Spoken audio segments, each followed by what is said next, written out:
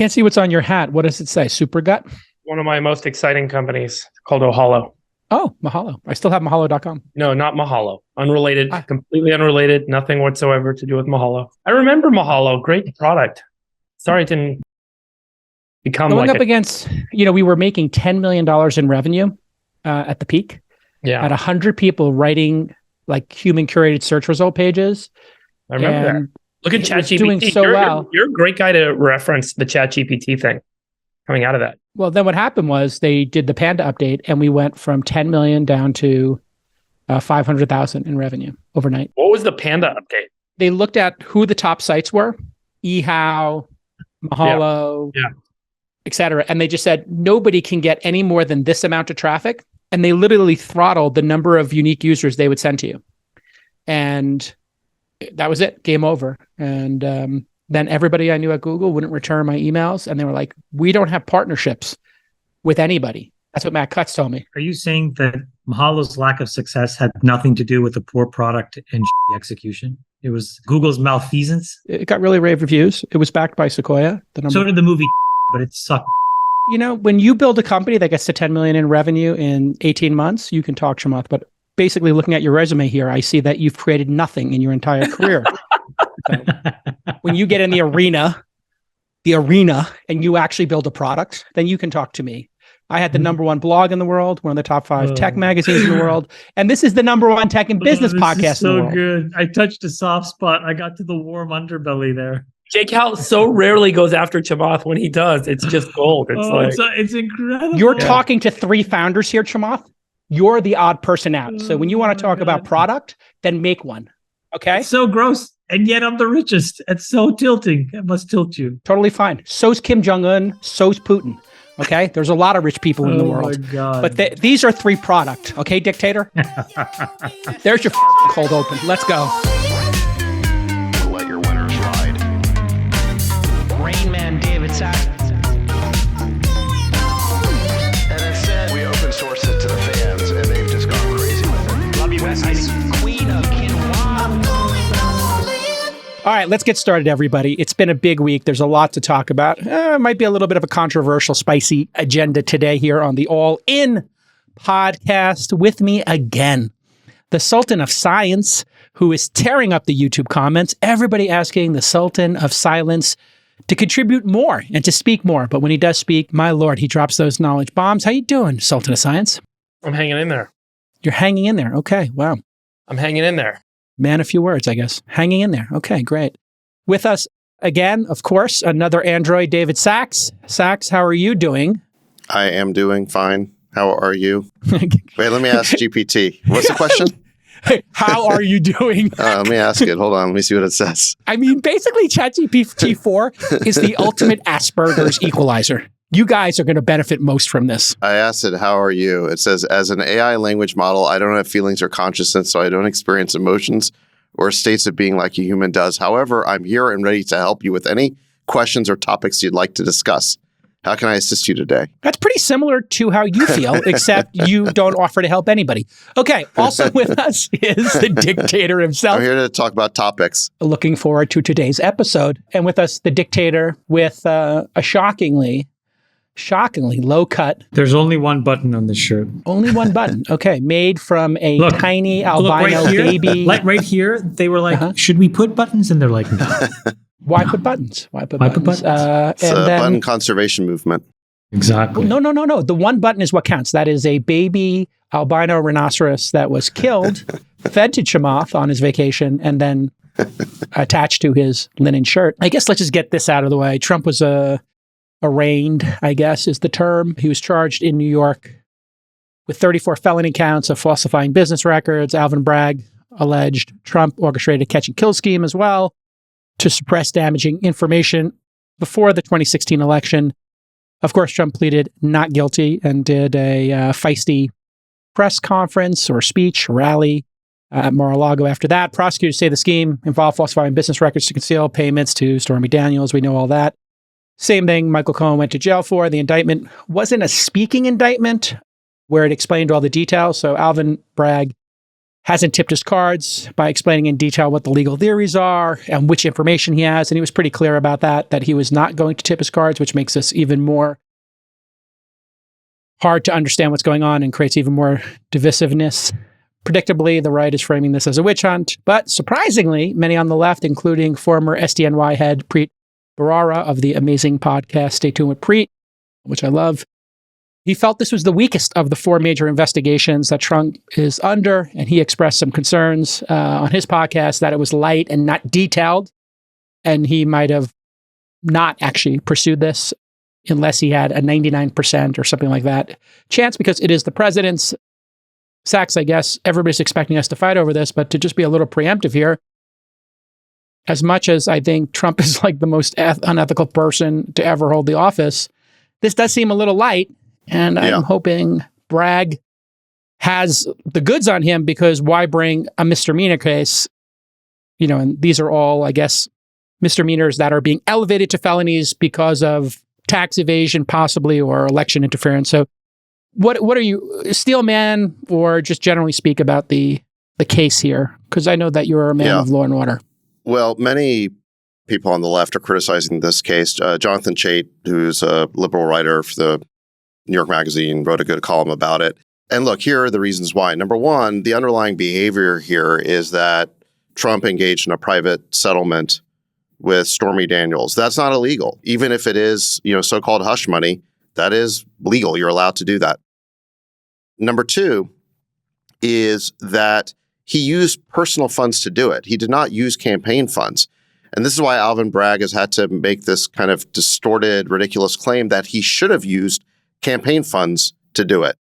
But does anyone believe that if Trump had used campaign funds, that wouldn't be alleged as the crime? So he's kind of damned if he does, damned if he doesn't here. I think that, what the law is trying to do with these rules around campaign funds is protect donors from candidates misappropriating them. And Trump had every right to use personal funds to engage in the settlement. It's a major distortion of campaign finance rules. Third, these campaign finance rules are federal laws. They're not state laws. So it's not up to Alvin Bragg to enforce them. And in fact, the feds looked at this and decided not to prosecute it, because if they did, they'd have to enforce similar laws against Hillary Clinton. Recall that Hillary Clinton had a problem where she used campaign funds to fund the payment to Christopher Steele to write the Steele dossier. And that was a real problem, and it was miscategorized as legal fees. And she had to pay a fine for that, but no one talked about locking her up over it. And no one was talking about, indicting her and sending her to jail. And so part of the reason why I think the feds didn't want to look at this is because they'd have to look at similar cases that are even more egregious. And then finally, the last thing is that we're well past the statute of limitations on this whole matter. So Alvin Bragg is really out here on a limb. He's past the statute of limitations. He's enforcing laws that are not his business to enforce. They're distorted interpretations of those laws. And the underlying conduct here is fully legal.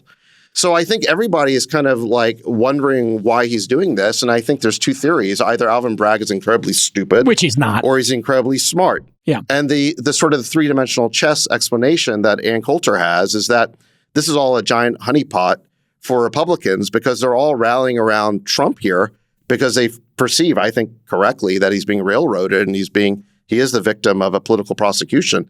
But in rallying around him to defend him, you see that Trump's poll ratings among Republicans in the primary are going through the roof. DeSantis are going down.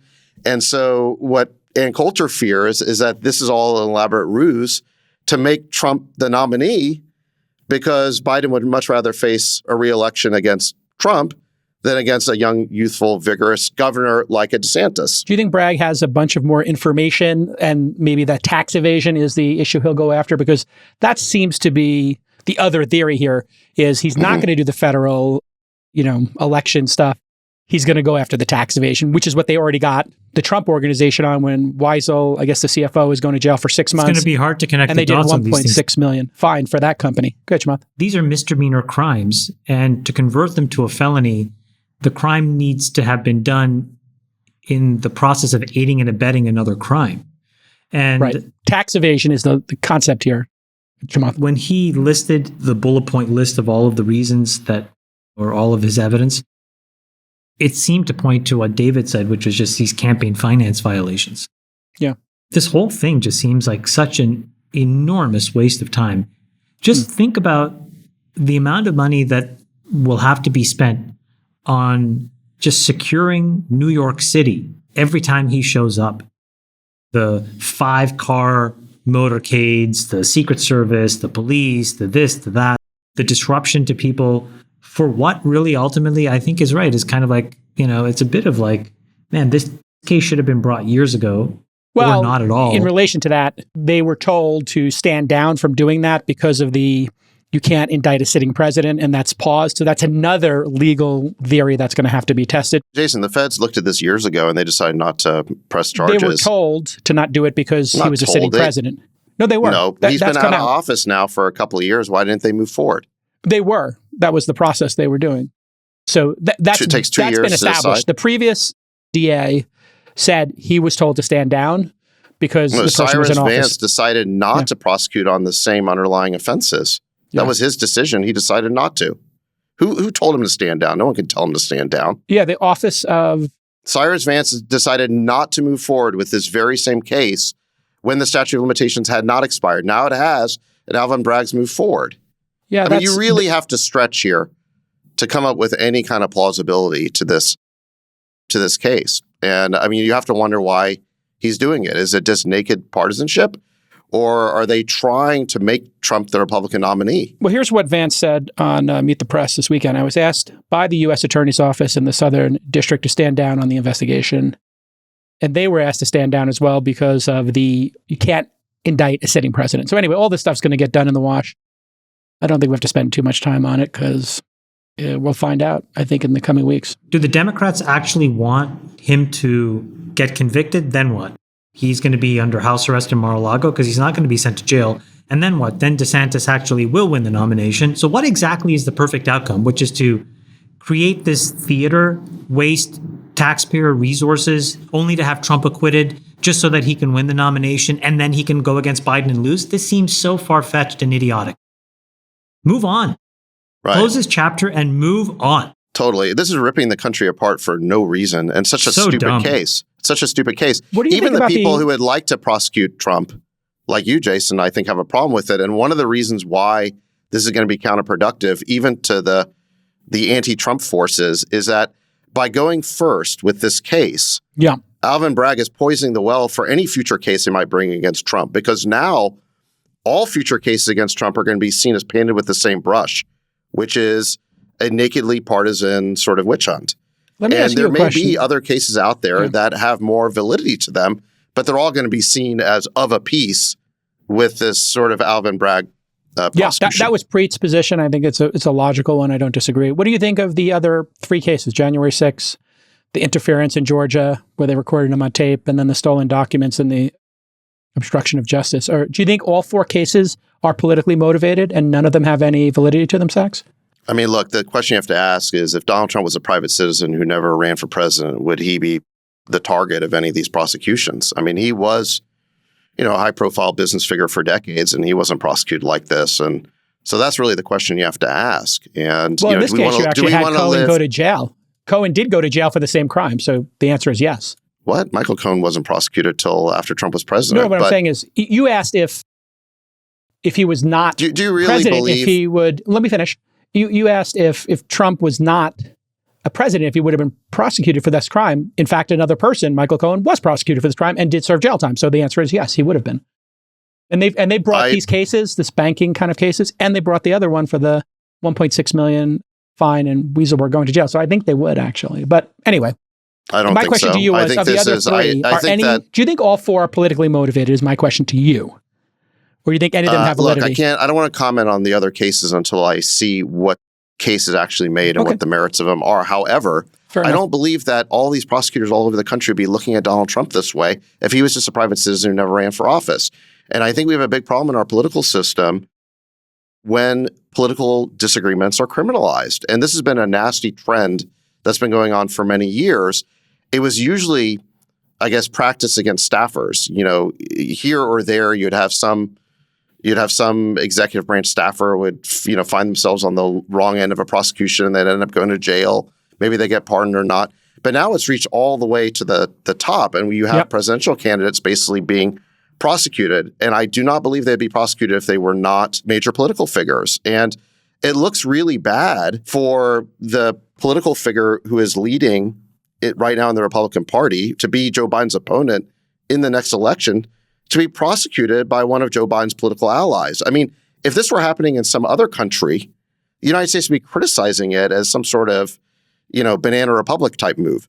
So this is not the direction we want our politics to go. And look, I don't disagree. Trump to be the nominee. I support a different candidate, but I think that to be interfering in our elections, for Alvin Bragg to be interfering in the political process this way is a reach, and it's setting a horrible precedent for the future. I mean, we're talking about major presidential candidates being Let me ask a follow-up question then, Sachs. by local DAs. I mean, why would we want this? So let me ask a follow-up question then. The DOJ is currently investigating Hunter Biden, and then obviously that goes up to the big guy with the 10%. Do you think the DOJ should be investigating Hunter Biden, or do you think we should be giving a pass to presidents and their families? Well, the Hunter Biden case, I mean, this is one where you've got foreign governments basically paying off Hunter Biden for political access. Now, that may ultimately be legal because I think influence peddling is kind of a business that takes place all over Washington. But that actually does speak to the integrity of our political system. At the end of the day, would I send Hunter Biden to jail? No, I don't think so. Like I said, I don't like criminalizing political disagreements, but what Hunter Biden did was definitely pretty shady. And, for sure. And I think these are two of the, Hunter Biden and Trump and his family are both shady, is my feeling on it. We got to get better candidates in here. Nikki Haley, your candidate, Chamath, raised $11 million last week. She's on fire. Freeberg, you want to jump into this and touch the third rail? You want us to move on? Let's move on. All right. So there's been a lot of Twitter back and forth about the de-dollarization. And if it's real, if it's happening, if it's not. Last week, China and Brazil struck a deal to trade in their own currencies. The Brazilian government announced the two countries will no longer use the US dollar as an intermediary. I don't know if that's for everything they trade or for certain things they're trading. It'll be a straight yuan for reais trade. China is the top US rival, obviously, and Brazil is one of the largest economies in Latin America. What are your thoughts, generally speaking, Freeberg? I know that you have some exposure here, with your company that I think you SPAC'd recently, and you have some knowledge of the space, right? Well, I mean, China and Brazil are pretty sizable trade partners. I think it's around $150 billion a year of bilateral trade. So China historically has made a lot of investments through their companies in railways, infrastructure, waterways, ports, and infrastructure to support the agriculture, manufacturing economies in Brazil. And it's a very deep tie. Obviously, the closeness of that relationship, China became a bigger trading partner for Brazil in 2009, surpassing the US. By the way, China has had similar trading strategies in Africa, in Australia. They've bought several companies in Australia. They've made massive infrastructure investments. The currency of trade is one element of a broader intertwining that China has kind of enabled by using its resources to invest in infrastructure development and then participating in the economic value and gain that arises from that. It still also supports the local country, the local population, the local economies in a meaningful way. I think it's worth noting that the anti-globalization moment that we're having in the US, and it may be a longer-term trend, doesn't mean that globalization and global trade is going to slow down between China and other really important, well-resourced nations around the world. So the Brazil-China summit that happened a week ago, where a lot of Brazilian executives went to China and had a very deep set of dialogues, but they also signed a ton of agreements on trade. And also in some of those cases, the trade being done in non-US dollar denominated currency is worth noting as being that if the US does continue to push for deglobalization, we can only leverage our side of those relationships. China will continue to make investments, continue to develop trade, and continue to develop really deep tie-ins with countries around the world from a resource perspective, from an economic perspective. And ultimately, the leverage will sit with them on what currency folks are going to trade in. So, what we're seeing with the China-Saudi discussion around the petro-yuan, which doesn't seem to be really a standard thing yet, but we're starting to see inklings of some deals happening in yuan, but it's more related to the depth of the Chinese trade relationship with all these nations around the world.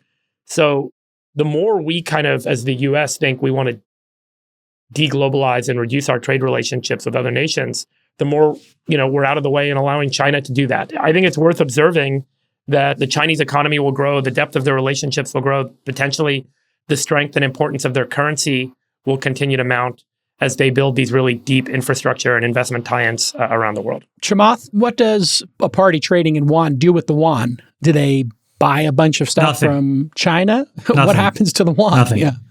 This whole thing is a huge nothing burger. This is the third deal that China has done. The other two countries are Pakistan and Brazil. And the reason why is I see people on Twitter now breathlessly rambling on about de-dollarization and all of this stuff. And I think if any of these people would think from first principles, the first thing that you would know is that the yuan is pegged to the US dollar. And so as long as it's pegged, whether you trade through the US dollar or you don't and you directly go to yuan, you're indexed to the US dollar. And then you use a dollar swap to convert it into the currency you need. So I don't know. I think this is kind of like a lot of folks who don't really know what's going on. What do you think about the depth of China's trade relationship? So forget about the denomination of the currency, but the fact that the statistic now is that China is the top trading partner with 120 countries. They surpassed the US with many of these countries over the last, decade or two in particular, and continue to increase the scale relative to the US, where we're kind of decreasing our dependence on nations and reducing our trading. The reason why China has had so much dominance as a trading partner, and the reason why China's central bank has the largest amount of foreign US dollar reserves, about $3.5 trillion, is exactly because of the thing that you want to ignore in order to have this highfalutin intellectual conversation. It is pegged to the US dollar. And until it is unpegged in a free-floating currency, we will never know what the real market clearing price is. And just so to be China clear, has been able to, China has been very effectively able to manipulate this currency since they were brought into the WTO in order to engender that trading partner status. They were able to artificially suppress the value of their currency so that exports from China could gain traction in countries all around the world. You have to take into account this currency peg, and you have to ask the question, where would the currency be if it wasn't free floating? And then what would the incentives be for folks to replace the dollar? And I think that there's a lot of interesting questions there that are worth asking, but I think you have to be a little bit more intellectually honest to have the discussion. And just for clarity, Chamath, you said they already have these deals with Pakistan and Brazil. And Russia. You meant Pakistan and Russia, I think. They already have those deals with those two. Pakistan and Russia. Right. Okay, good. I just want to make sure it's clear there. Sachs, do you have any thoughts on this? Is this an example of people just maybe taking the Ray Dalio book and it fits a certain narrative and overhyping it, or do you think this is an actual real trend in the world to be concerned about? I think de-dollarization hasn't happened yet, but I think it's a risk. And I think there's a bunch of reasons why the risk is growing. So first of all, we have $32 trillion in debt. Someone has to finance that debt. And the bigger that number gets, the more unattractive our debt is, because they have to be concerned that we're eventually going to monetize the debt, pay it back by printing a bunch of new dollars. So that's point number one, is we have these massive deficits and debts. Number two is that we have, I think, in the last couple of years, really weaponized the dollar. So if you look at like what we've done with Ukraine and Russia, we basically seized hundreds of billions of dollars of Russian reserves that were held in dollars. We've excluded them from the SWIFT banking system. We've imposed massive sanctions on them. And in fact, we now have sanctions on a huge number of countries all over the world. So we're very sanction happy. All of which makes these countries view the dollar as an unreliable store of value. Why would you store your money in something that can be taken away by the US? and specifically by the State Department. So I think this is a major change in the way that we view the dollar over the last couple of years, is we're going to use it as a weapon. That, again, that makes it viewed. Well, that's not the first time we've ever done that, right? We've done sanctions against many different We've done sanctions, but as Yeah. far as I know, we've never seized foreign currency reserves and excluded a country from SWIFT, which is the banking system. So as an instrument of U.S. foreign policy. So, I mean, I could be wrong about that, but this was a major event when it happened. Remember, we also did stuff like seize the yachts and the foreign holdings of Russian oligarchs. Remember their ill-gotten gains? We suddenly decided they were ill-gotten. Let me tell you, we didn't think they were ill-gotten when those Russian billionaires were buying those yachts or buying New York real estate or London real estate. Or investing in Facebook. Or investing in companies Facebook. here or buying sports teams or what have you. So The we New didn't Jersey think they were Nets. ill-gotten. Hold on. We didn't think they were ill-gotten at the time that they were actually made and spent, but we decided subsequently we're just going to seize those things. Well, again, if you are a foreign country or a wealthy person in a foreign country and are just trying to decide where you're going to keep your money, you may not want it to be liable to the vagaries of U.S. foreign policy. So I think all these things do matter. And when you're running the kind of debt and deficits we have, and you're making the U.S. dollar less attractive, you are running a risk. I mean, that's So we the should fact. be So I keeping think people we have disagreements with on the dollar standard because that's good in terms of power for us, which I think opens us up to a broader discussion. Well, hold on, just to clarify Shmuel. this, it's not even the dollar standard, right? Like what this deal was is to use this thing called SIPS, and SIPS is the non-dollar competitor to SWIFT. And so you settle, right, across, let's just say you have two trading partners in two completely different countries that use a bank in each of their local areas. They typically swap to dollars and then they transfer, right, using this backbone of the financial infrastructure called SWIFT. China has built a competitor to it called CIPS, C-I-P-S, and China's been going around and signing folks up. Makes a ton of sense, right? Hey, listen, if we're trading between each other, let's just use that. So I think it's important to not paint this with more of a brush than it should be. I'm not saying that de-dollarization couldn't happen. I just think that everybody tries to take one random data point and conflate it all together to reinforce a Ray Dalio point from a book 3 years ago. I do think there's a group of catastrophists who maybe are hoping this happens, or it's great Twitter fodder. I think we are headed for some sort of government debt crisis. I said that there's going to be three prongs to this financial crisis. One was these long-dated bonds having unrealized losses, which is causing problems in regional and community banks. The second piece of it's the commercial real estate crisis, which I think is metastasizing right now, which is also going to be a banking crisis once all those unrealized losses come to you. And the third piece of it is government debt crisis. We have this $32 trillion debt that we're now having to refinance at much higher interest rates. I read somewhere that half our government debt, so $16 billion, is going to come due, trillion, yeah. And it's going to have to be refinanced in the next 3 years. The average rate on that debt is 1.7%.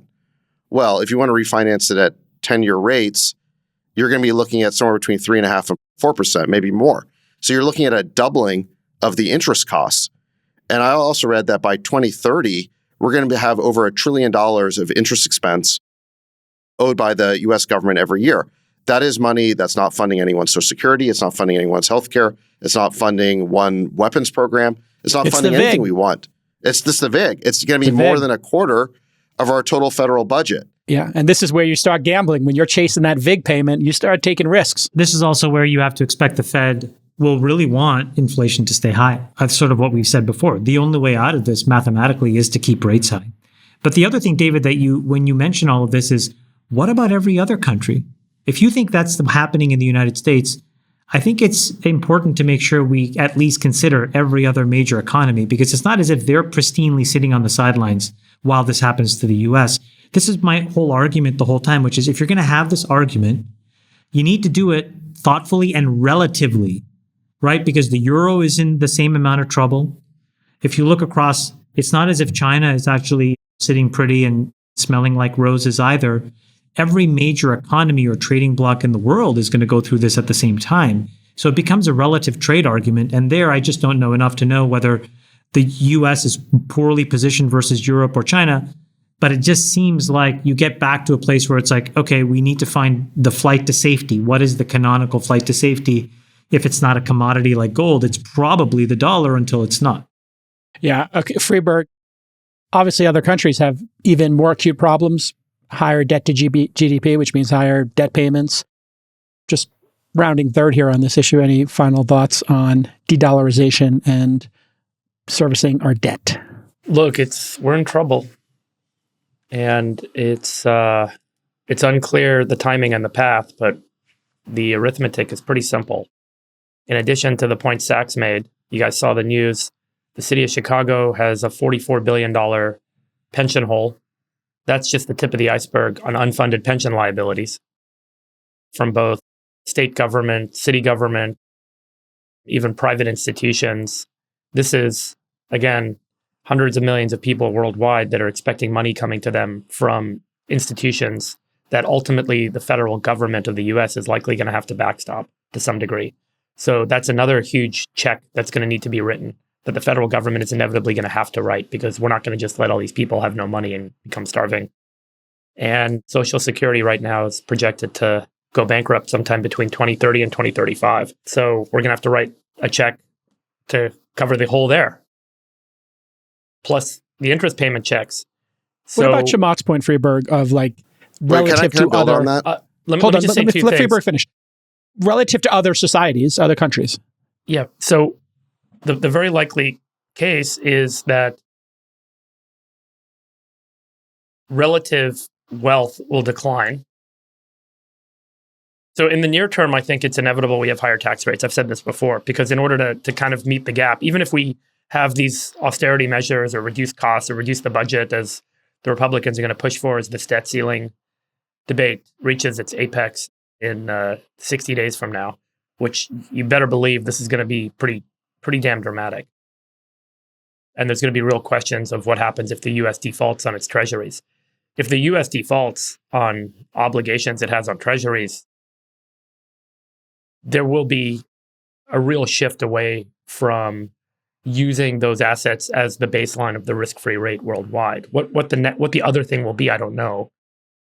I'll speak about the challenges I see with Bitcoin, if we want to at some point. Oh, did it hit $1 million yet? How's apologies back? But if you put all of this together, you're going to have to source income somewhere. You're going to have to take a piece of the assets and a piece of the income away from the private citizenry. So you're going to have to tax. And that tax will be used to kind of fill some of the hole. And then more of the hole will be filled by printing money. And that will lead to this kind of inflation of asset values, which ultimately means that the relative cost of things go up and relative wealth goes down. And I think that's the point to take note, is that anyone who's concentrated assets is going to have them effectively lost in the washout. Sachs, you wanted to add? Well, I just want to add a couple of details there, because Freeberg went pretty quickly over a couple of those examples. So just to take that Chicago case, the numbers I saw in an article this week, I think it was in the Wall Street Journal, was that 80% of the property taxes in Chicago are now going just to pay for pensions. So 80% are going to pay former workers, not current city workers. And moreover, those pensions are only 25% funded. So they've already overpromised by 75% benefits that they can't afford. How is this going to work? And you saw that we just had an election there, and rather than fix the problem, they voted for a candidate, Brandon Johnson, who is even softer on crime than Lori Lightfoot. And the reason for that is because the government workers unions basically all supported him. So you have a situation in these blue cities and states where there's a massive civil service. They are the strongest special interest in local and state politics. They have already taken huge appropriations out of the state budget in the form of these pensions, which aren't even adequately funded. We can barely afford them as they are. Should we have pension Sachs? What do you think? Should we just have people doing 401ks? Sure. So what happened in the 1980s when there was a lot of pension reform in the private sector is you move from defined benefit to defined contribution. So you start having more defined contribution like 401k. The way that these public pensions work is defined benefit. So, what they'll do is they'll say that we're going to take your last year of employment with the city or state, And whatever the amount of money was you made in that last year, you're going to get 80 or 90% of it for the rest of your, not just your life, but your spouse's life too. And moreover, any overtime you earned becomes part of that calculation. So everyone knows this game. And so what you see is in their final year, state or city employees will load up on the overtime. They'll earn twice as much. And then they'll get 90% of that. Yeah. They get 90% of that for the rest of them and their spouse's life. We just can't afford to have rules like that don't make any sense. And so, but the point is that the benefit that's been defined bears no relationship to the amount of money that's gone into these pensions, right? And so you have there's a simple solution here. You have a huge unfunded liability. Yeah. But to Freeberg's point, every blue city and state in the country is going to have this problem. And who's going to pick up these expenses? You bring up great points, but you just mash them all together in this mashed potato of random things like unfunded pension liabilities, yuan, renminbi, reais trading, and they're like the same thing. They're not the same thing. They're driven by we're talking about two different subjects here, but we're talking about the existential and you just threat kind of throw them in this like amalgam soup and outcomes like these prognostications. So I'm just saying, like, these are important topics, but I'm just saying I do think they're motivated by totally different things, and they're not related as much as we think they are related. I think they're related. Let me walk you through how they're related. Okay, I want to hear how the reais yuan trade is connected to the Chicago pension system. The holes need to be filled. So the money is not going to just not get paid to the pensioners. Social Security is not going to go away. Just like we saw in France, if you start to do that, you have revolutions in the street. There's literally bonfires at intersections in France, in Paris today, because people don't want to wait another 2 years before they get their pension payments. So ultimately, that check has to be written. When you add up the column of how much money is not on the balance sheet today, how much liability is not on the balance sheet today, that is ultimately going to have to get paid out, and the US government is going to print money to pay it out, it indicates that there is a higher degree of uncertainty on whether or not I'm actually going to get the value back for the bonds that I'm buying in US dollar denominated form, or that the US dollar is actually going to be strong enough to cover the cost, or has enough kind of, or has too much volatility because of this uncertainty. And I think that that's really where people start to say, well, maybe the US dollar isn't that risk-free rate where it's a strong economy with a great balance sheet, great economic growth. There's certainly extraordinary potential because of the freedoms that we have to operate in this country as individuals through the enterprise, through the innovation, through the entrepreneurship, through the attraction of talent from all over the world to come here. But at the end of the day, we do seem to have a very big set of checks that we're going to have to write. And as those, liabilities start to mount, there becomes a real question on, do I really want to hold dollars? Maybe I want to hold something else. And maybe I diversify a little bit. And maybe instead of holding just dollars, I also hold other things. And as that starts to happen, you see a little bit of a shift. And it's not an overnight thing. It's all catastrophic, one or the other. But it starts to bring into question whether the US dollar is the standard de facto system that's used for trade around the world. That's the point. And Sachs, there is a solution to this. Superannuation is done in the UK and in Australia, where you're forced to contribute to your 401k essentially, but you get to learn how to put money away, and you become you have a little more authority over your future with these pensions, where you're responsible for saving and you're kind of forced to save. And it seems to have worked really well in Australia and other places where people have great savings and you don't have this major debt load by the government doing it. So it's something for people to look into. Sachs, did you want to add anything to this? Yeah, because I think we've beaten this one to the death. Just make it quick. Yeah. Well, I don't think we've necessarily beaten it to death, because I think it is a huge issue. I mean, look, the part of Chamath's argument that I agree with is that you do have to evaluate the dollar on relative terms. And, you can argue that the U.S. and the dollar, it's still let's call it the most eligible bachelor in the leper colony. Nothing started falling off on the man yet, but that doesn't mean that it won't. That's really good. That's really good. By the way, the first default might be the nose is falling off, The economist Herb Stein once said that if something cannot go on forever, it won't. What we're doing right now cannot go on forever. We are running deficits and debts and unfunded liabilities that we cannot afford. And so it will stop. And the only question is how it stops. Well, I think and it may stop in a way that is it's not a voluntary choice by us. We crashed the car, basically. Yes. Do you guys want to make a bet, a friendly wager for charity? About what happens in June? I'll make a bet with you guys. June, you mean the debt ceiling?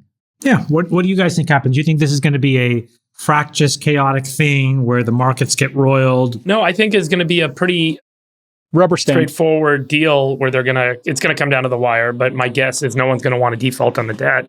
Yep. And there's going to be some concessions on spending. And ultimately, the debt ceiling will get extended. And that those concessions on spending will allow the Republican Party to save face with their voters and say, look, we got some concessions here. I'm not sure they're going to be enough to really address any of the major problems that the U.S. is facing over the longer term.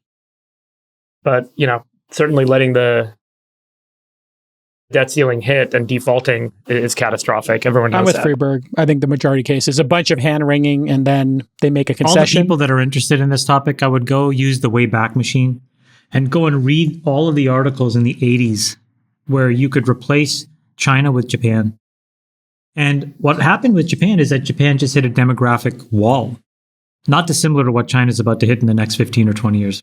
Right. It's a good counter argument. Yeah, that's a really good point. And I think that there is this element of, China as the primary threat. But I think the bigger problem, Chamath, is that we have voted ourselves into a stupor. We have allowed ourselves to accrue these liabilities that are, in many cases, not on the balance sheet, that we simply cannot afford to pay. And the social unrest that will arise if and when we don't pay them, or the economic cost of us actually paying them, either of those are going to be pretty significant. But that's water under the bridge, and it has nothing to do with China. It has just everything to do with how the U.S. is spending. Thank you for being intellectually honest. This is my point. I agree with you about the importance of these unfunded liabilities. I just completely disagree with you that this argument about these things being so hyper-connected, or that all of a sudden we're at the cliff of de-dollarization, I don't think it's rooted in facts. And I think, again, it ignores this unbelievably important piece of logic that all of you guys that say this tend to ignore. And it's still, and it's not even well addressed in Dalio's book, which is it is a pegged currency. And the minute you unpeg it, none of you know what happens to it, except that it probably isn't where it's trading today. And if you actually then have to factor in dollar reserves that everybody holds, that thing would skyrocket in value and it would crush the export value of the yuan. And it happens to all currencies. And this is this funny thing that has happened to the United States, which is that it ran forward and it transitioned its economy to a service-led economy faster than other countries and other economies and other currencies did. And nobody wants to just talk about that, except it's the facts. We're talking and about that's what sort of drives us. Go ahead, Sachs. I don't think the big risk is that all of a sudden the dollar gets replaced by the yuan as the world's reserve currency. I think Freeberg lays out a more intermediate path, which is people start to hedge their dollar exposure. And decisions that used to be automatic, like trading oil in dollars, the so-called petrodollar, now it becomes a little bit, more of a decision. So, the Saudis. That's what happened with the pound sterling. It was a similar story, and it was not an overnight collapse. I mean, there were certainly these kind of punctuated moments where there were hits, but, the history is that there was a slow devaluation over time, and as a result of, obviously, the economic pressure and the uncertainty. Actually, no. What happened to pound sterling was that it was pegged to the US dollar, and then it became unpegged. So exactly what I'm talking about. No, even post that, Chamath. Even post that, if it's a free-floating currency, yeah, you're proving my Bretton Woods. No, dude, you're proving my point. When Soros broke the back of the US dollar, what he forced George Brown, or what he forced the Chancellor of the Exchequer to do, was to basically depeg the pound. And then, yes, you're right, it's been like this ever since. Yeah, that proves what I'm saying. It was not. If you let it be free-floating, nobody wants to trade in that other currency. Everybody wants the dollar. As bad as the dollar is, David's right. It is the worst affected leper in the leper colony. Yes. The handsomest leper still in the colony. This is why you have to have, if you're going to be intellectually honest, just have a relative conversation about all of the currencies and all the things that they're also going through, which are also not perfect. The debt payments for the emerging and the frontier markets are extraordinary. And just realize that if you want to go and peg your economy to somebody else's back, they also come with their own trials and tribulations that you have to risk manage as well. And now you have to decide on balance, do you want to risk manage a centrally governed economy, right, from a central bureau, or a freewheeling democratic? Like, these are all the discussions that people should need to have. Yeah, there's a lot of choices there. Just back to the non-currency part of this for a second. There are a lot of connections between these things. I actually think there is a strong connection between what's happening, for example, in Chicago with the out-of-control civil service and the unfunded pensions all the way to the dollar status. But there's also a connection between commercial real estate and these pensions. So on a previous show, we talked about the commercial real estate looming crisis. And a lot of people thought that, some of the comments we were just talking our book, which is not true. I don't have a dollar invested in any of these office towers. But you know who does? Pension funds. Yeah, that's who owns these office towers. So you're talking about pension funds that are 3/4 unfunded, and they may have a lot less funds than they even think they do, because we're about to have a huge reckoning where all of a sudden these office towers that were supposed to be blue chip, that were supposed to have the best collateral there was in major American cities, now all of a sudden they may not be nearly as valuable as they thought they were. Yeah, and if they don't own the building, they definitely own the debt. 100% for sure in the fixed income portfolios of all these pension systems are the debt that was used to finance these buildings by the REITs and by, the big real estate funds that put those things together. So you're absolutely right. They are 100% impacted by what's about to happen. We're not going to allow, given the civil unrest and social unrest risk, and obviously as a democracy, we're not going to allow that all to go to zero, and we're not going to let pensioners not get paid. Ultimately, that's just a kiss of death. Maybe pension payments are reduced to some degree. But again, Paris is a really great example of, as you start to try and shift the economic guarantees that have been made to pensioners, even slightly. Yeah, what was it, 2 years in retirement? 62 they to tried 64? to move retirement 64 age to by 2 62? years. Yeah, and it was certainly you could sit here and argue what people for their whole life had this expectation set. We have all, for our whole careers, invested in the Social Security benefits that we're owed as retirees through every paycheck that we've received. And those Social Security payments may not end up coming back to us if Social Security is allowed to go bankrupt. So ultimately, the government has to step in and issue new dollars to make that up. Then the economic question is, what happens to the value of the dollar? What happens to the value of the economy? And so on, as you issue trillions of dollars to fill these holes. Let me ask a question that's a little more positive here, perhaps, which is there a path out of this, debt cycle we're in? And what are the top ways in which we're going to get ourselves out of this? I have three that come off the top of my head. Increased productivity. Hold on. I have three off the top of my head. Number one is austerity measures. Number two is productivity through technology. And perhaps number three is maybe recruiting more entrepreneurs here to start more companies and, fill some of these jobs. So intelligent immigration, which number I'll one call is higher recruitment. Taxes. Yeah. Number one is higher taxes in terms of what's likely That's to happen. fourth Or one. reduce spending. That would be a fourth spending. one. That's I think higher austerity. So look, higher taxes, because you can go after assets, you can go after wealth. So there will be higher taxes. Okay. So Right. that's a fourth. I still think we'll end up seeing 70% tax rates on the wealthiest people in this country. 70%? I don't see it being unpopular. I think it's going to be unpopular with the wealthy. It's going to be popular elsewhere to fill the hole. Second is cut back on spending, but that's a really hard thing to do because, as we've talked about in the past, people vote to get more stuff. So you put the politician in who's going to vote to get you more stuff. You don't vote people in to go cut spending. So generally, we're going to likely see number one happen first. Maybe there'll be a reckoning where you kind of reduce spending. It's going to take extraordinary political will and an extraordinary depth of education and diffusion of understanding of this key critical economic problem amongst the voting class, which is a really hard thing to realize. I think number three, you're saying get the public to understand that we have to have austerity measures. Yeah, and then number three, and basically people are going to have to make sacrifices. So the first sacrifice will be the wealthy. They're going to have to sacrifice through higher taxes.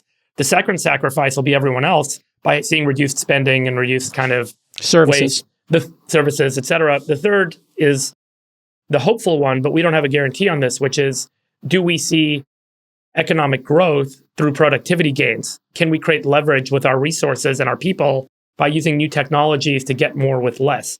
And, Certainly. anytime, again, I gave the example last time, but when a tractor was introduced in agriculture, all the people that were farming the ground didn't have a job anymore. But what happened is new jobs emerged in making tractors and servicing those tractors in gas pipelines to get gas to the tractors. All these economies emerged as a result of that economic technical innovation. So I think as we see AI and other innovations hit the market, new economies and new industries hopefully really blossom, and we can benefit from that economic growth and also lower costs for people on purchasing goods and services. We've identified 4 things. When Reagan came in, wasn't the highest tax rate like 70%? Yes. Yeah. That was the top marginal tax rate, it was 70%. And 70% is not unheard of. It will happen again in the U.S. well, Yeah. but Reagan unleashed an economic boom by flattening the tax structure, because marginal tax rates created a disincentive for people to work and produce more.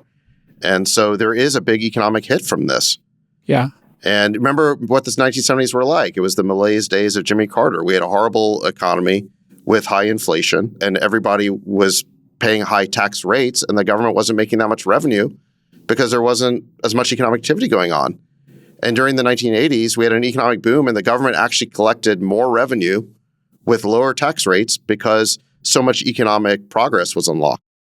Sachs, we identified 4 things. So it's like we've learned nothing. Which one is the most important here? Or which ones are the most important? We talked about austerity. We talked about increasing taxes. We talked about innovation and efficiency. And then we talked about immigration, recruiting more highly talented people. When you look at those 4, do you have any to add to that list to get out of this? And which ones do you think are the most important and why? When you look at federal tax revenue over a 50-year period, go look at the Fred charts. What you see is that quite independent of the top marginal tax rate, the amount of federal receipts that the government's able to collect is roughly around 19%, plus or minus 2%. And so you can only get so much blood from a stone. You can try to raise the top marginal rates, but then rich people have an incentive to basically find more tax-protected strategies. So the history of this thing going back 50 years is you can only extract so much from taxes. And what you're better off is a lower tax rate that is broader based, and you go for economic growth that produces more activity. But look, if you're spending too much, there's no way out of that. So austerity, critically important, and entrepreneurship. Well, I mean, when Bill Clinton left office, and I think Reagan through Clinton was the biggest 25-year period of economic boom we've ever had, federal spending as a percentage of GDP was 18.5%. He got it down from like 22%, and he did it through economic growth, and he bragged about it. Yep. So, look, where you want to be is, I think, federal spending should be in the low 20s. I think you want tax revenue to be in the high teens, 19%. You can have a small deficit. Those are the conditions for economic growth. Chamath, any thoughts here on our way out? I'm going to take the complete opposite of all of this, which is the anti-Chicken Little version, which is, I think, not much at all changes. I think that debt to GDP will continue to rise, not just for us, but for every other country in the world whose fate is worse than the United States. And I think that on a relative basis, the United States will continue to be exceptional, and that this will not really be an issue in our lifetimes. Okay. And I'm not saying that's a good thing, and I'm not saying that's a just thing, and I'm not saying that's what I want to happen, but pragmatically, I think that that's what will happen. And I don't think that there is a magic number where all of a sudden things start to break, where there's some magic number for debt to GDP where all of a sudden everybody finds religion. Instead, I think that it just creeps higher. And by the way, if you look at where debt to GDP was at the turn of the 19th century, and then what happened through to World War II, what we've really done is, we've retraced a lot as well. So there have been moments where we've been out over our ski tips a lot. And so I think it's just important to keep in mind that sometimes what works just continues to work. And I keep asking myself the relative question, which is what country, what economy, what group of human capital is better positioned than the United States? And despite all of the things that are screwed up with this country, it's hard to find a better example.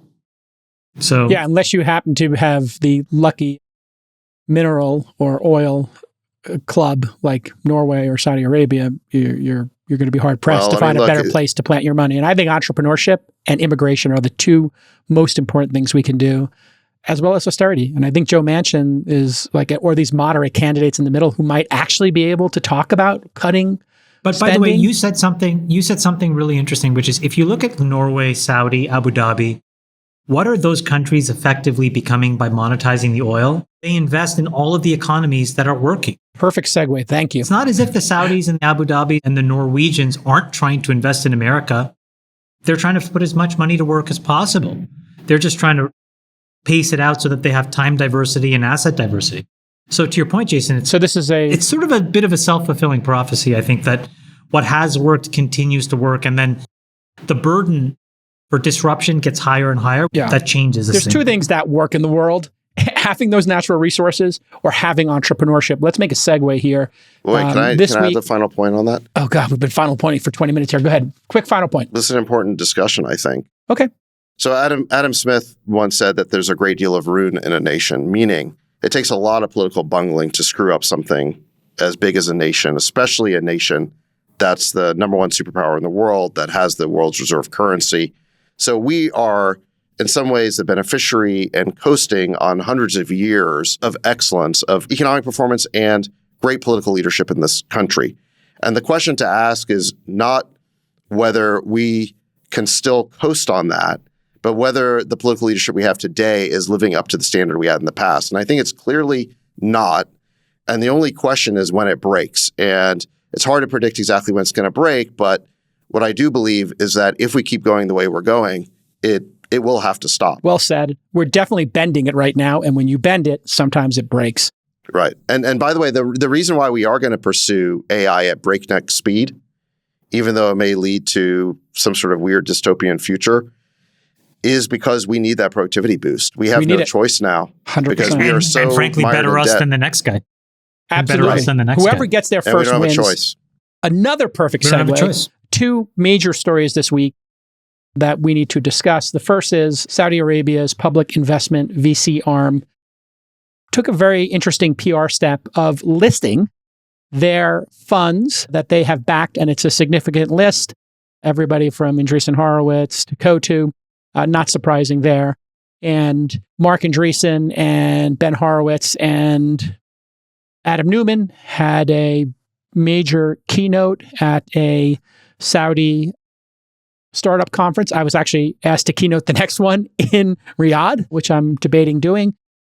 And then in sync with that happening, at the same time, there's been a debate of should LPs in America be backing firms like Sequoia China, Matrix China, et cetera, because those firms are now backing OpenAI competitors. And if we believe AI is the big race here, should we, as a country, we're not allowed to back military stuff, obviously, in these countries, but how do we, on this global chessboard, decide should we be taking money from Saudi? Should we be investing money in AI startups in China? So I think, Chamath, you've got a big perspective here globally. Let's start with you. Two separate issues. Any surprises here by Saudi, the kingdom, actually releasing the list of who they're backing, and why would they do that at this point in time? And then us investing in China, because we are at a moment here, a crossroads, I think, of should we be engaging or not engaging and building bridges with China and Saudi,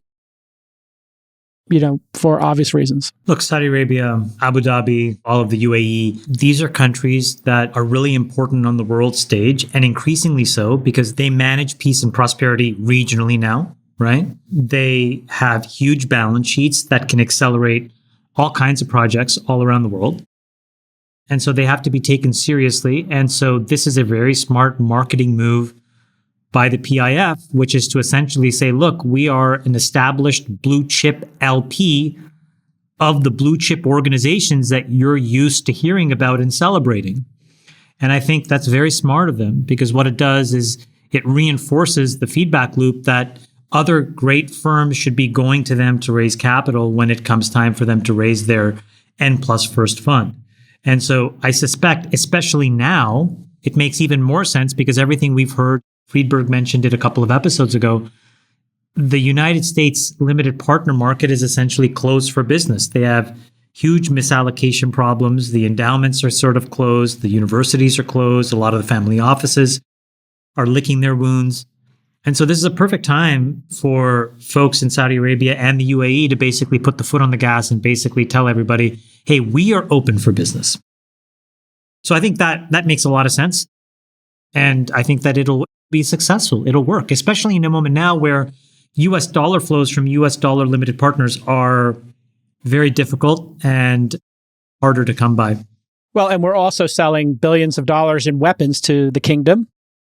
And we are a major partner of theirs. They're a valuable security partner of the United States. They're a valuable economic partner of the United States. It's no different than doing business with any other country. I think it's smart by the PIF. On the other thing, though, with US firms investing in China's AI, it should not be allowed. And I do think that the folks that are responsible for CFIUS need to get a handle on this.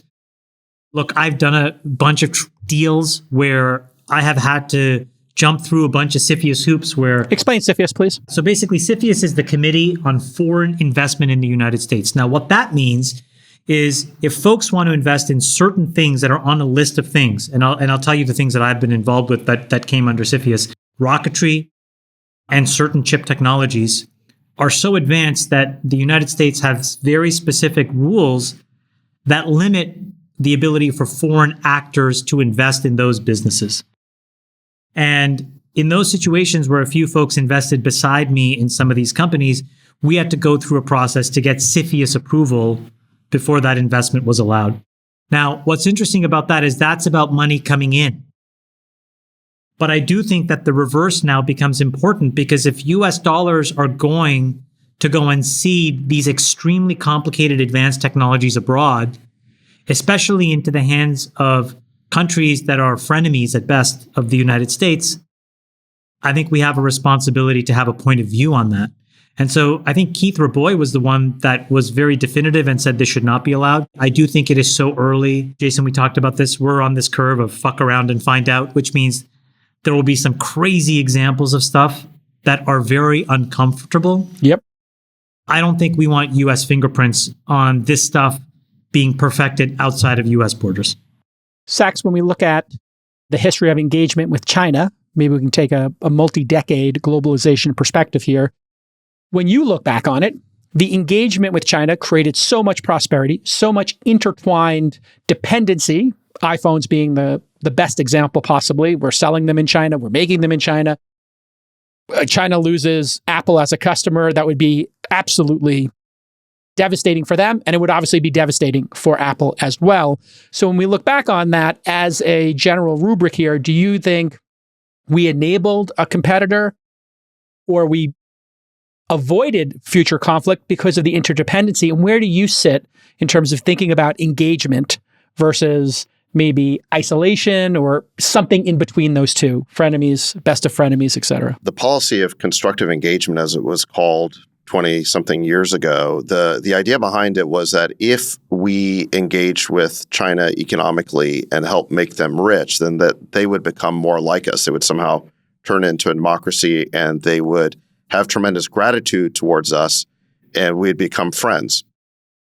It's not the way it worked out. There were people who warned that this was a foolish approach. So most notably, the realist scholar John Mearsheimer at the University of Chicago warned back in 2002 that that was not the way this was going to play out. If we made China rich, they would seek to convert that wealth into political power, and then they would act the way that all other great powers have behaved throughout human history, which is they want to dominate their region, and they would seek to push the United States out of Asia.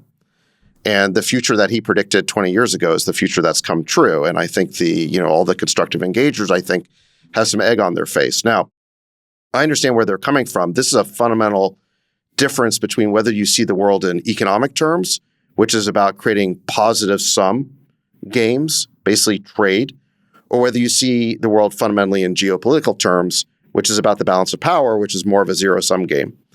And I think that both views, they're both extremely important. We want to engage in positive sum relationships that generate more trade and more wealth for the United States. At the same time, we have to be aware and concerned about the balance of power. We do not want a number two country in the world who can rival the United States in terms of power, who basically could win a security competition with us. And we certainly don't want a country in the world to be more powerful than us.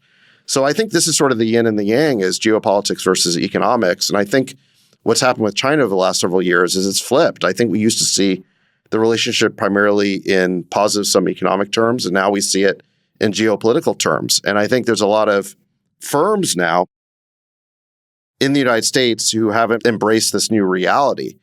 And to go back to your question about, when should a venture capital firm take money from a foreign country and when it shouldn't, I think there's a very simple rule for this, which is if the country's a U.S. ally, I think it's fair game because the U.S. has said this is a partner of ours, so why can't you do business with them? But if the United States government has said this is an adversary, you're putting yourself in a really difficult, precarious spot by doing business with them. Because then you have to explain yourself to the U.S. government, yeah. This is the very simple rule we would use is we would never consider taking money from Russia or North China, Korea. any country that the U.S. Iran. government says is an adversary of ours. But if the U.S. government says this is a partner and an ally, then I think you can consider it. Do you think there's a way, Sachs, to salvage the relationship with China and make it productive? Or do you think it's a far-gone conclusion at this point? Because one might argue, and I've heard people argue this, maybe China would have invaded Taiwan already if it wasn't for the interdependency. So I know we're dealing with, we're doing a lot of predictions here, but do you think it can be salvaged? And do you think it would have been a worse relationship if we hadn't had this interdependency that's been built up? I'm not quite sure that the economic interdependence theory preventing war has been definitively proven. If you go back to World War I, for example, it was the case that Britain and Germany actually were each other's number one trading partners, and they still got in World War I for reasons that in hindsight seem really silly. So I'm not sure that economic interdependence can prevent, it certainly doesn't prevent security competitions from arising, and therefore I don't think it can necessarily prevent a war. Although, having business ties can lead to positive interactions. Yes. So I'm just saying the jury's still out on that theory. Okay. But I think that, like I said, I think once you're in a security competition, the way that we are with China, I think geopolitics rather than economics is in the driver's seat. And that's what's happening right now. Super easy, Freeberg, intellectually way, I think, to process this. You would never invest in a North Korean AI company, a Russian AI company, or an Iranian AI company. How do you think about China and then just generally this topic of when to engage, when venture capitalists, when startups, and trade partners should engage with various countries? How do you think about it, Freeberg? In what role? As an investor? Well, we could take multiple roles here. Founder, investor would be the top two for this program, I think. Or taking money from any of those three possibilities. We have very few portfolio companies that don't benefit some way from the trade relationship with China. So, to Sachs's point, I'm not sure you can really say China is a true and complete adversary in the sense that we're on opposite sides. There's obviously deep interdependencies. So, it's hard to kind of say, I draw the line at this kind of technology investing there, but I benefit from their technology investing that's going on there in other ways with some of my other businesses, right? I think that's really where you kind of run into a bit of a conundrum that we do have a deep interdependency. So, with respect to investing in China, I don't know. I think the investing in China thing is pretty difficult given that there is a single power that gets to decide what does or doesn't happen. I mean, look at what happened with Alibaba. A lot of shareholders got pretty wiped out there. These governments where you have the potential of getting completely wiped out by government action is a pretty scary place to invest in general. I'd be more oriented as an investor around those concerns than I am about, it's really hard to do the calculus on am I helping or hurting America versus China. You could argue 100 ways each of those sides. But what do you think of Sachs's framework? If we're partners, fair game. If not partners, not a good idea to put your neck out. But are you saying we're not partners with China?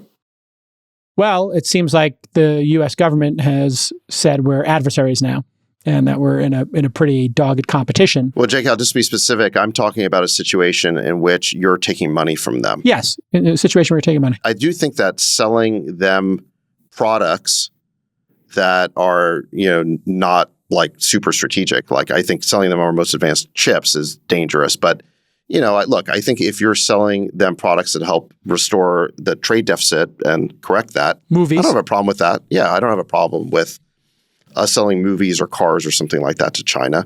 The question is, though, I think if you're a venture capital firm, do you take their money? That's what I'm specifically talking about. And Yes. I think whether you're allowed to or not, we don't, because we just don't want to have to think about what complications that could cause down the road. Also, getting your money out of China, also a difficult task, it seems, these days. Cash App creator Bob Lee, a.k.a. Crazy Bob on Twitter, that was his Twitter handle, was stabbed to death tragically in San Francisco earlier this week. He was Square's first CTO. He worked at Google on Android. He was the chief product officer at MobileCoin, also an angel investor in a ton of companies, Figma, SpaceX, Clubhouse, well known in the industry. Officers responded at about 2:35 a.m. to a report of a stabbing on the 300 block of Main Street and arrived to find Lee, who had been taken to a hospital and succumbed to his injuries there. No arrest has been made. A lot of San Francisco politicians are sending their thoughts and prayers, but obviously San Francisco is still a very dangerous place, it seems. Any thoughts on this and how it might act as some sort of a crossroads or not? And thoughts and prayers, obviously, to his family and Look, friends. I think this was a pretty tragic event. There's a lot of people who I knew that were pretty close with him. I got several messages on his passing. He was, I didn't know him personally. I think we met maybe once or twice. He worked on Android at Google and obviously had a key role at Square in the early days and was a pretty impactful and important person, but also supposedly, I didn't know him very well again, but everyone says just such an incredibly kind and generous person. So tragic loss. I used to live 2 blocks from where the event happened. I'll zoom out. Where is it, Freeberg? Is it a bad place? It's in Soma at Rincon Center, right by the big condo towers there, and it's right where the Salesforce offices used to be. And block from the waterfront, block from the Embarcadero. Is it part of all that drug craziness? No, not necessarily. Soma, not No, Tenderloin. it's not in the heart of the camping district. It's just a nice area in Soma, quiet area, right? So at night, there's no one there. I went to San Francisco a few weeks ago. I told you guys I pulled up to a restaurant on the Embarcadero, and I joked with my buddy in the car. I'm like, oh, my car's going to get broken into while we're at dinner because I'm parking on the street. We went to dinner 90 minutes later, came out. Of course, my car had been broken into. The trunk had been popped up. And it's just like, This is the 100% fancy area of certainty there. Soma, Chamath. Very fancy area of Soma. Look, here's the thing. If you park at a parking meter in San Francisco for 8 minutes too long, you get a $60 to $100 parking ticket.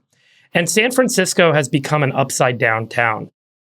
What I mean by that is I think that so much of the response that we've had in the last couple of years to power dynamics and concerns about the powerful having too much influence over those who are less powerful, who have less influence, and who suffer as a result of their demeaned influence. The response has been to turn things upside down, which is to give those who were lacking in the power structure everything and to try and take everything away from those who are at the top of the power structure. So if you want to deal drugs in the open air, if you want to walk into Walgreens and steal thousands of dollars of goods and walk out, nothing will happen to you because you were embedded with this powerless kind of position in life. But if you have a car and you park at a parking meter and you stay at the parking meter for more than 10 minutes, you get a ticket. And the consequences of responding to power dynamics by flipping the power structure upside down is obviously can be more negative as we're kind of experiencing, I think, acutely in San Francisco, but also around the nation. And by the way, I think that this applies in a lot of other ways in terms of how we're doing college admissions, in terms of how we're selecting people for jobs, in terms of, recent applications for pilots, for doctors, where the assessment is less about did the person who was disadvantaged at the beginning of their life or career or trajectory or educational path be given greater opportunity and greater resources to catch up and to get there? Or did we just flip the power dynamic upside down and just give them the endpoint? And as a result, there's a massive kind of detriment that I think can arise. And it's not necessarily always the case that it will arise. It is not necessarily the case that selecting someone based on some demographic profiling to be an airline pilot necessarily means that that airline is more likely to have airplane crashes. But in certain cases, when you don't prosecute certain crimes, like robberies or people walking into stores or breaking windows or dealing drugs in the middle of the street or camping on the street. And you fast forward a couple of years, that power dynamic, the flip of that power dynamic causes the whole town to go upside down. And everyone who's sitting on the bottom ends up becoming a victim themselves. And I think we're starting to see inklings of this in San Francisco. We certainly have for years. Sachs has ranted on about this with respect to some of the non-prosecution that's happened historically. And I totally agree with him on those points. And I think that it's come to a breaking point in San Francisco, but that's really a beacon for what else is going on. And, some people call it wokeism. I think maybe this notion of wokeism is one small element or segment of the broader issue with how we are tackling with and dealing with embedded power structure issues in this world today. And the flipping of those power structures upside down doesn't necessarily yield the outcome we all want. And I think we're starting to see reasons why. Zach, any thoughts here? That's my rant. I can't disagree with you. Yeah, so similar to Freeberg, I didn't know Bob Lee, but I know many people who knew him, and I was getting texts. And obviously, we feel really bad for him, his whole family, his kids, as a father, his coworkers, friends. We don't know exactly what happened yet, but I think we suspect, and I would bet dollars to dimes, that this story is very similar to a case we had in LA recently, the Brianna Kupfer case, where a young woman was basically stabbed for no reason by a psychotic homeless person who had been through the revolving door of the jail and criminal justice system, who could have been locked up, who was arrested multiple times, but was not kept locked up because of this push for decarceration. And you can argue that maybe it'd be better for that person to be in mandatory treatment or in maybe a mental asylum. But this idea of just releasing these people onto the street, I just think is an outrageous abdication of responsibility by our elected officials who run the criminal justice system, who pass our laws. And the thing I just wish is that I could lock for 24 hours the people like our supervisors or our governor or the people who basically make these laws or the people who are pushing for decarceration of these violent offenders by these nonprofits. I wish I could lock them up in a room for 24 hours with the people that they think are safe to release on our streets. Let's see if they really would take that test. Because it seems to me that these elected leaders and these nonprofits who are pushing for these outcomes, they are setting loose on us a predatory, criminal, or psychotic element that jeopardizes our safety and makes these cities unlivable. And we should not tolerate that. And quite frankly, the responsibility goes beyond those elected leaders. It goes to all the voters as well, because we keep putting up with this. And where was our governor when this happened? He was in Florida doing some sing-along at some high school where he was trolling Ron DeSantis because DeSantis had taken on DEI at that school. So that's where Newsom was, and he's extremely popular in California. Fighting culture wars instead of saving Fighting people. culture wars in a distant state instead of basically fixing the criminal justice system in California. It's even worse than that because he's actually shut down 2 prisons and released lots of people. So where is the push for criminal justice reform in California and protecting the citizenry? And until the voters in San Francisco and California start demanding this, there's never going to be a change. And at the same time, start listening to Gary Tan. Just vote for whoever the Gary Tan tells you to vote for. Okay, I think it's probably a good.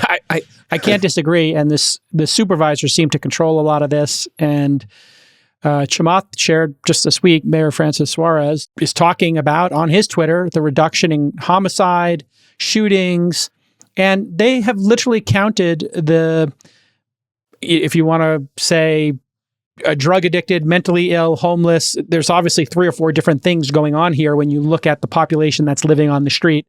Some number of them down on their luck, some number mentally ill, some number addicted to drugs, and some number a combination of those things.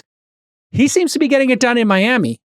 And, other states and other cities seem to have gotten this under control. Is there any hope for San Francisco, Chamath, or is this just going to take 5 or 10 years to bottom out? I mean, it takes regime change.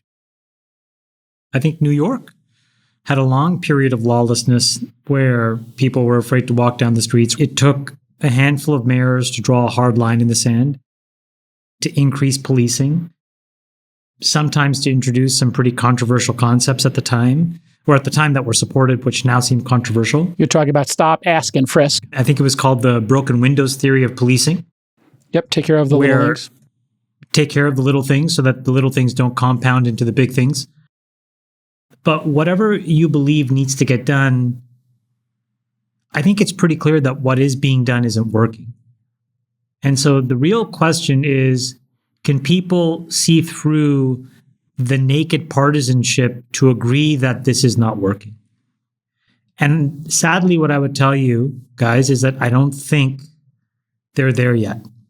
And the reason is because America is the most divided it's ever been, especially on issues of race and social justice and social norms. And I think that crime has gotten caught and painted with that brush, which means that the idea of very aggressive policing and safety are now viewed as opposite and antithetical to social justice. And I don't know how that happened, but the result of it is this, which is these folks will never agree that this is not working. And you'll have to go through recall election after recall election. And even then, it's not going to be enough because the smart politicians will say what they want in terms of like safety matters. But then a lot of voters will vote the opposite. The example in Chicago that David brought up earlier is really interesting because it was essentially a social justice candidate versus a law and order candidate through their Democratic ranks, and the social justice candidate won. The progressive candidate won, and the person that wanted to tax businesses and individuals won, and the person that wanted to sort of focus on law and order lost. So what does that say? It says that we are still in a moment where we can't agree on what is important. Yep. That's really scary. And so I think you kind of have to, unfortunately, vote with your feet if you are lucky enough to do so. I think that's the key. Yeah. Who's left over are a lot of people who are not in a position to just up and leave. And then they are unfortunately left behind. Tragic situation all around. And I will never host a conference or any event in San Francisco until this is solved. Because when people ask us to do events, I'm like, hey, people don't want to come to San Francisco. They're afraid. So I do my events in Napa or in San Mateo. Nat started a bilingual school, Italian-English, that is on the IB system, International Baccalaureate system. And it's a sister school to a school in the city. We had a fundraiser, which was literally right downtown in that encampment area. And when I pulled up, I was like, is this for real? It's an open-air drug market where folks are doing drugs, selling drugs right in front of you. They're passed out, completely incapacitated. About a third of the guys are wearing balaclavas, so you can't identify them. You have no idea what they look like. I grew up in Brooklyn in the 70s and 80s when it was legit dangerous. And when I walk in San Francisco, it feels much more dangerous than that crazy era. It feels random. It doesn't feel like there's organized crime, gang crime. Like I grew up in a pretty crappy neighborhood and you knew who the gangs were. You knew who the tough guys were. You knew how to avoid trouble. It didn't come and randomly come and stab you to death, right? And so, yeah, Jason, you become street smart growing up in a culture like that because you know how to avoid it. You know how to be alert. This doesn't feel like that. This is just like a bad roll of the dice and you could get stabbed to death just walking down the street. That does not... Where are the politicians to stop this? I mean, they don't care. The level of corruption in San Francisco is unbelievable. The incompetence amongst those supervisors, the mayor, the DAs, everybody, it's just incompetence, and nobody has the chutzpah or the wherewithal to say enough.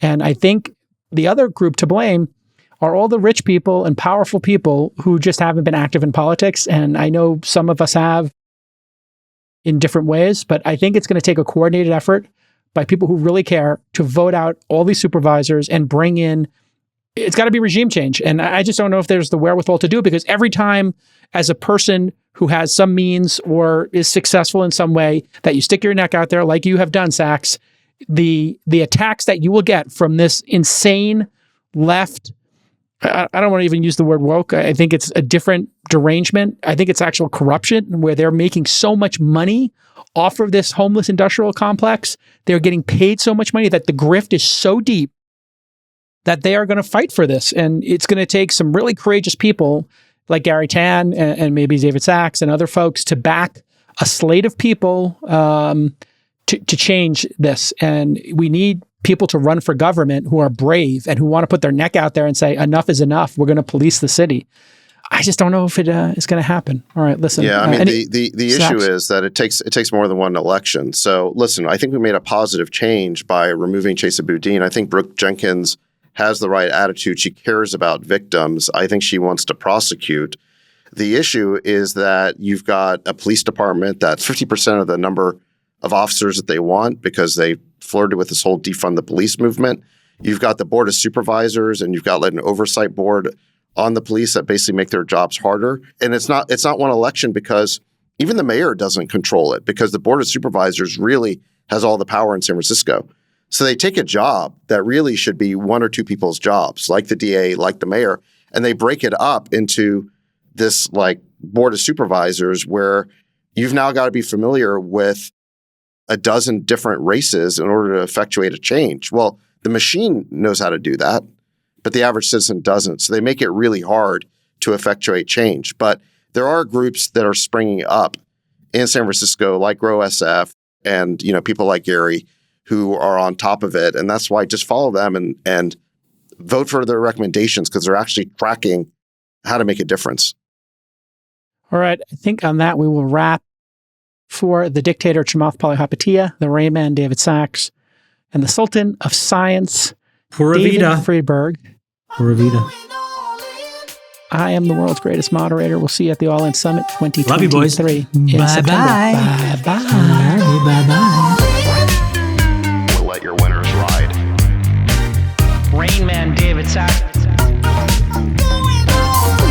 And instead, we open source it to the fans, and they've just gone crazy with it.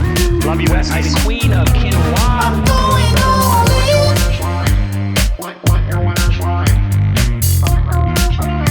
Besties are back. Code 13. That's my dog taking a notice in your driveway. Oh, man. My haberdasher will meet me at Clinton. We should all just get a room and just have one big huge orgy because they're all just useless. It's like this sexual tension that they just need to release somehow. Wet your beak. Wet your beak. Your feet. We need to get merch. Besties are back. Going all in.